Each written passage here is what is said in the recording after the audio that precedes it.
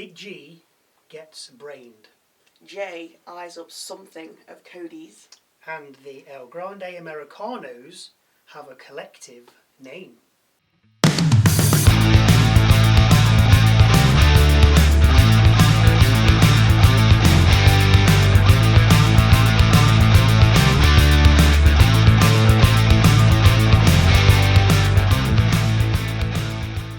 Hello, welcome to Wrestle MSX. I'm Michael. I'm Sally.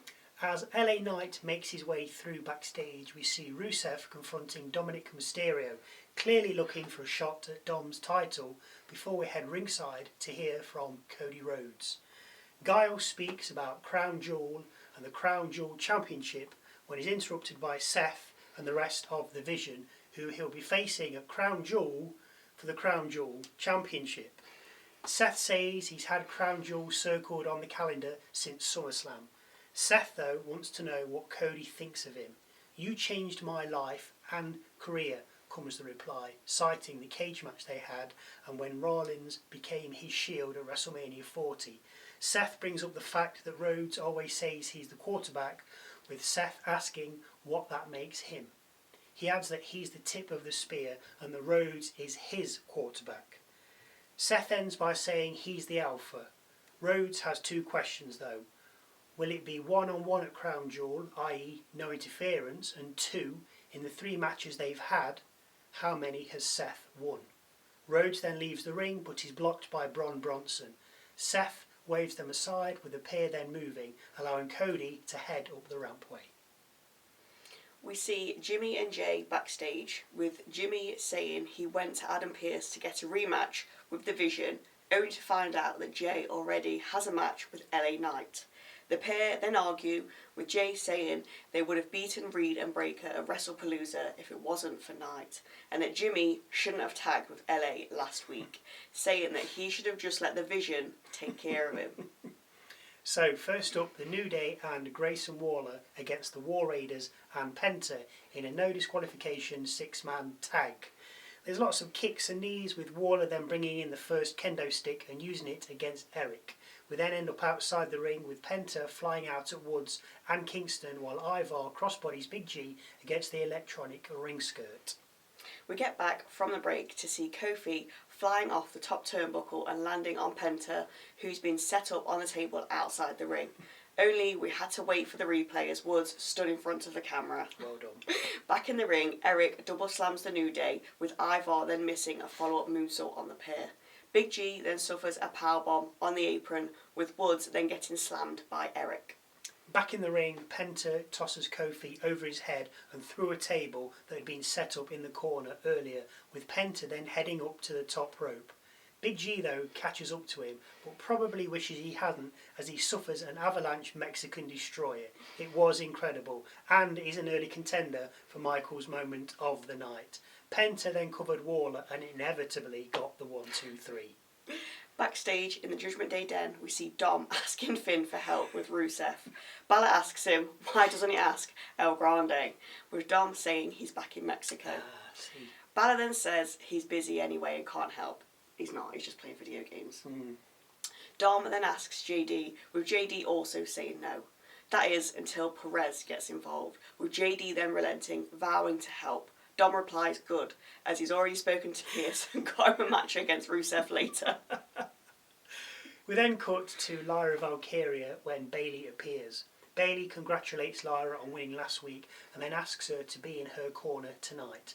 Lyra's confused, saying you called me an idiot last week, with Bayley having no recollection of this. Valkyria in the end agrees to be in her corner. Stephanie Vaquer comes out next and tells us her dad's her hero, says something in Spanish and then thanks the fans. We then see Asuka backstage giving Vaquer some grief while she's getting plaudits from Nikki Bella and Rhea Ripley. Asuka says IYO should have won at WrestlePalooza, with Rhea Ripley then interjecting. She's sick of Asuka's attitude. Asuka says Rhea isn't ready for Asuka, with Ripley saying she is and they should settle it in the ring tonight. Next up, Bayley versus Roxanne Perez with Rodriguez and Valkyria at ringside. Bayley dominates the start, but then gets distracted by Rodriguez while on the middle rope, which allows Perez to attack and damage Bayley's knee. When we come back from the break, we see Bayley dropping an elbow from the middle rope and covering, but only for 2 as Roxanne kicks out. Bayley goes high again, but Perez gets up to her, brings her down with a Hurricane Rana, and follows up with a tumbling knee to the back of the head and cover for 2. We then end up outside with Roxanne landing pop rocks and leaving Bayley to get counted out. Bayley, though, makes it back into the ring at 9.5. Perez then gets the referee's attention, which allows Rodriguez to pull Bayley from the ring and get some cheap shots in. Valkyria storms over and takes out Big Mommy Cool, pushing her into the ring post, with Perez then diving through the ropes and wiping out the former IC champion. Something then comes over Bayley. She drags Perez into the ring. Bayley to bellies her, Rose plants her and then covers for the victory. After the match, Valkyria gets in the ring and hugs the hugger, with Bayley then pushing her away and down to the mat. Bayley then warns Lyra to stay away and exits the ring. Backstage we see Cody speaking with Big Jim. Rhodes asks Jimmy how his brother is, with Jimmy saying he's not even listening to me, before asking Rhodes if he'll talk to him. Cody says he will. Of course he will, he's a good guy. We have a break, come back and see Rhodes having a chat with Jey. While Rhodes is talking, Jey sets his eyes on the Undisputed title. Rhodes eventually wraps up the words with Jey thanking him for the talk, saying he'll find his way back to the top. JD against Rusev is next, with the Mega IC champ Dirty Dom in his corner. Rusev batters JD with suplexes, back body drops and strikes before we end up on the outside, where JD turns it around and lands a springboard moonsault just as we hit a break. We come back and we see Rusev miss a corner attack, allowing JD to hit a corkscrew from the apron back inside the ring, a running knee and then cover for 1. JD then counters Rusev with a DDT before heading to the top rope and landing a moonsault into cover for 2. JD then tries to take Rusev down with clotheslines, but the Bulgarian brute just shrugs them off before slamming JD to the mat and then levelling him with a Machka kick. The accolade is then locked in, with Dom looking to intervene. Only he has second thoughts and leaves his comrade to suffer and eventually tap out. Rusev doesn't release the hold though, which brings out Balor, who takes out the Bulgarian. The Judgment Day then argue as they head up the rampway, with Balor telling Dom he should have helped. Backstage we see more infighting between IYO SKY and Asuka, with Sky saying she doesn't need to do this. Asuka says she needs to teach Rhea respect and doesn't want advice from someone who lost. We see LA Knight backstage next, and he's asked if he thinks his unique refereeing style maybe played a role in the lingering tension between him and Jey. What kind of a question is that? Anyway, as usual, Knight doesn't answer the question, saying he doesn't want to hurt Jey, but if Jey makes him, he will. He then warns Jey not to brain himself like he did on Saturday, which explains him being busted open, and adds he'll brain him if he doesn't do it to himself. Penultimate match of the night then, Jey Uso versus LA Knight. Jey jumps the gun and mauls Knight before missing a corner attack, allowing Knight to hit his jumping neck breaker and attempt a BFT. The pair end up outside with a clothesline dropping Knight just as we break. We come back with Jey covering for 2 before going to the top rope. Knight, though, gets up to him and lands a superplex, with the 2 then slugging it out in the middle of the ring. Knight then pulls out a burning hammer and covers for 2. Jey gets 2 count covers from a roll-up and super kick before a DDT and top rope elbow give Knight the advantage again, as he awaits Jey to get up so he can deliver a BFT. As he waits though, the Vision appear, with Knight taking them both out. But as he gets back in the ring, Jey catches him with a spear, lands an Uso splash and then covers for the win. I don't think this is done.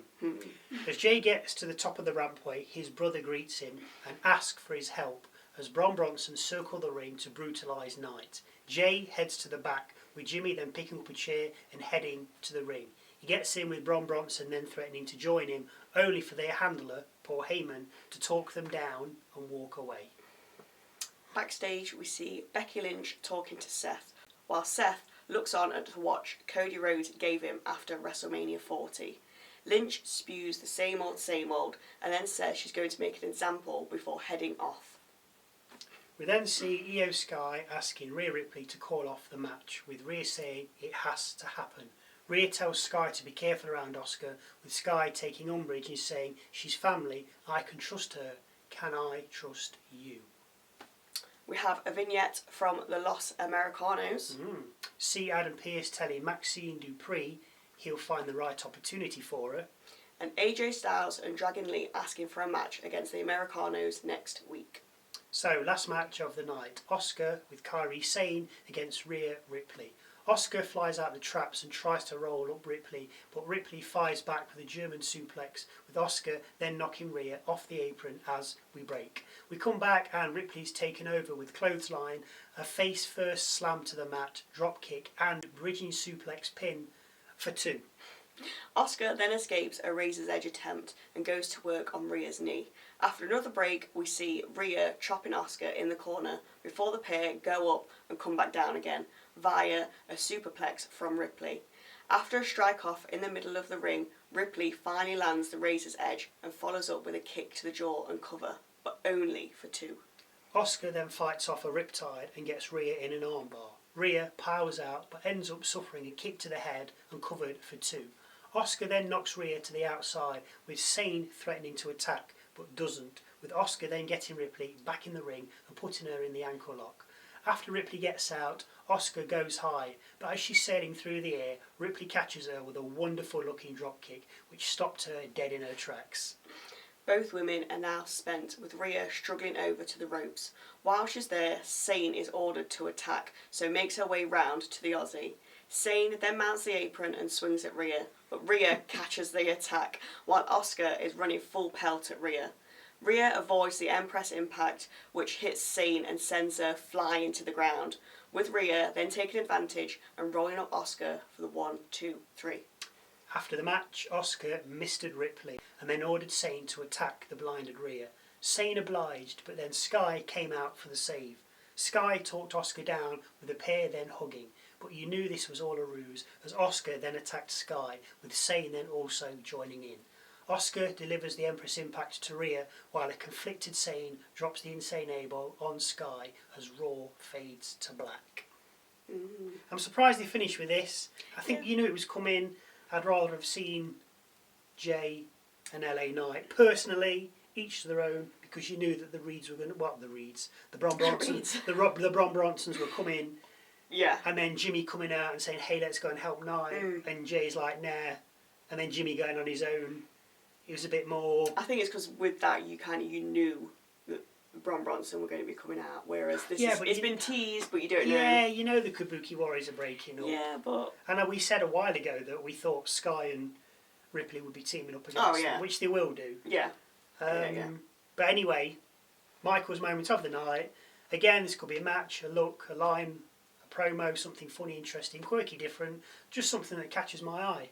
Obviously, it has to wait until the end, because if they do it halfway through and it's something that happens at the end, it's kind of a spoiler. So Michael's moment of the night is, well, it was going to be the Mexican Destroyer from the top rope by Penta. Well, Penta was top rope, his opponent, Big G, was middle. It was impressive, don't get me wrong, and Penta, Big G took it so well. It was fantastic. But I'm going to give it to Rhea Ripley for the drop kick to Asuka, as Asuka came off the middle rope. The timing was impeccable, and it truly looked amazing. Yeah. I remember someone did one a few months ago, a drop kick. I think she's gone now. I can't remember it. Not Ivy Nile. But somebody did one a while ago, and she's good at missile drop kicks. But this Rhea one was just fantastic. Go and watch it anyway. If you agree or disagree, or let us know your moment of the night, then please feel free to leave it in that comment section down below. Once again, thank you for watching. And we'll see you Wednesday for a look at this past week in WWE, and Saturday when we take a look at SmackDown.